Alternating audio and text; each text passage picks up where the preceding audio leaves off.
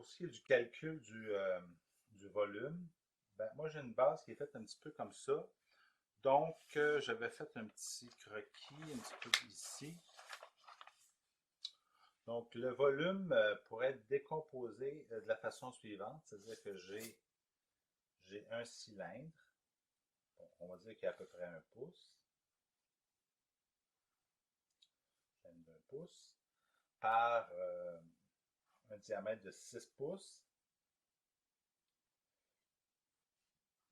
Donc, la formule, c'est pi fois le rayon au carré, donc 3 fois 3, ça fait 9, bon, à peu près, oui, 9.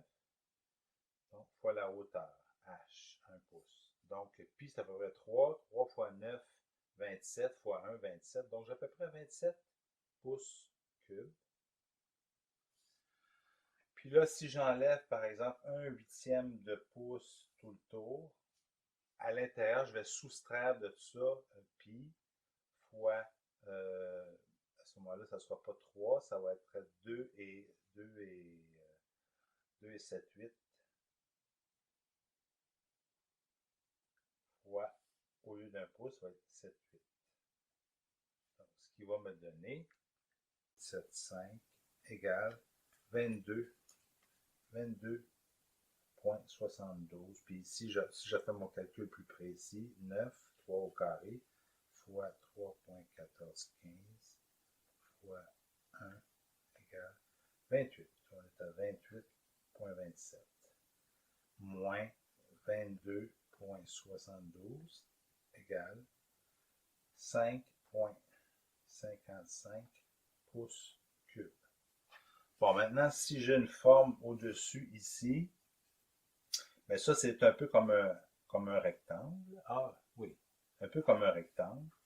C'est un rectangle qui aurait à peu près 1 pouce et un quart, on va dire, par 2 pouces. Maintenant, je fais 2 pouces ici, par 6 pouces et quart, un petit peu plus grand. Donc, 6 et un quart pour mon rectangle ici. Je fais comme si c'était un rectangle.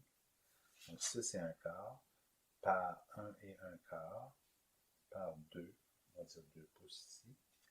Donc, 2 fois 1,25 fois 6,25 égale, bon, donc mon volume ici, c'est égal à 15,625. 6 et un quart moins 1,8 de chaque côté, ça fait donc 6 fois 1 et un quart moins, puis on va considérer celle-là, fait que je vais faire moins un quart, donc moins 1,8 en haut, moins 1,8 en bas.